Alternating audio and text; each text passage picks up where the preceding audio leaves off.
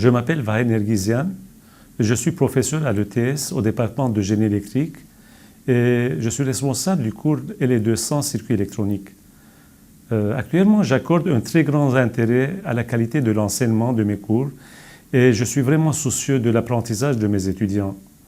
Vers les années 2006, nous avons conduit une première expérience en intégrant et en introduisant une approche par projet pour les travaux de laboratoire, et ce qui a suscité vraiment l'intérêt des étudiants dans ce cours. Actuellement, nous faisons évoluer cette expérience en reprenant le cours dans la globalité, c'est-à-dire le cours, les travaux dirigés et les travaux de laboratoire. Nous allons introduire l'idée de laboratoire chez soi, c'est-à-dire Labatome, ce qui va permettre les étudiants ou bien l'étudiant de faire des travaux de laboratoire de chez lui en exploitant vraiment la commodité de l'ordinateur connecté à un kit miniaturisé ou bien miniature, intégrant l'équivalent de l'équipement de laboratoire conventionnel.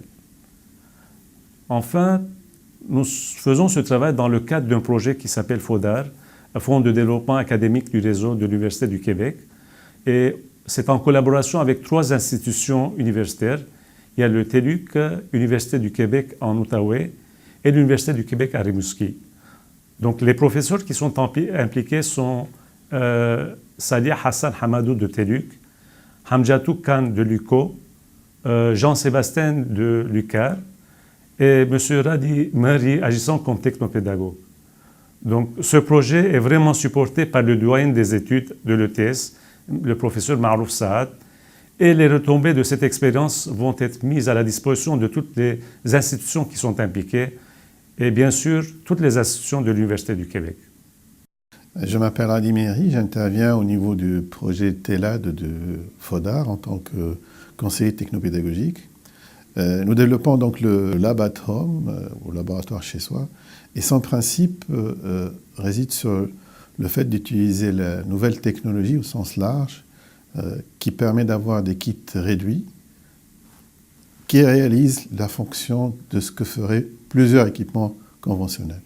Donc, tout ce dont on a besoin, c'est ces kits-là et puis un logiciel sur un PC pour remplacer ce que faisait avant un laboratoire plein d'équipements avec un oscillo, un générateur, un analyseur, un voltmètre, tout cela est incorporé là-dedans.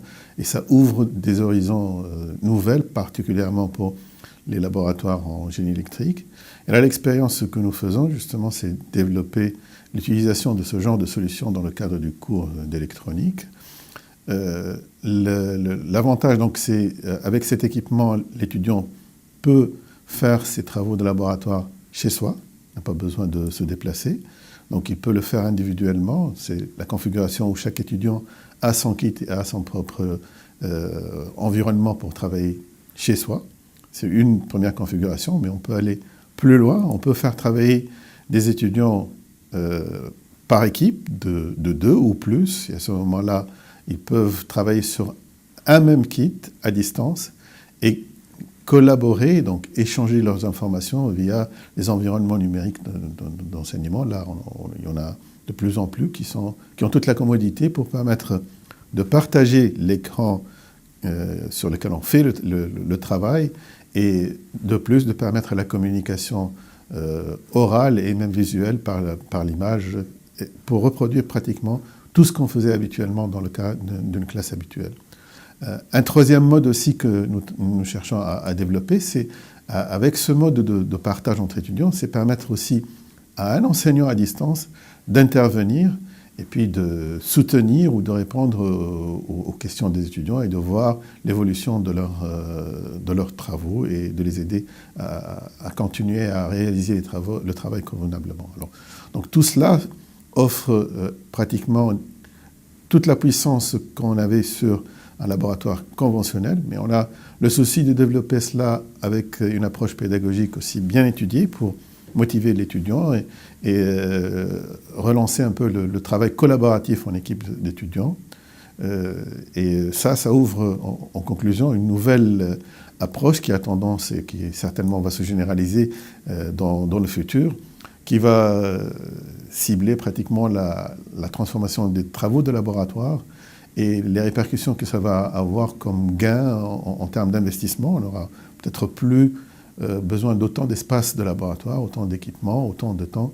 Ça va, à mon avis, quelque part révolutionner toutes ces approches-là, tout en intensifiant et en soutenant l'apprentissage par le soutien et par les nouvelles technologies qui offrent beaucoup de puissance.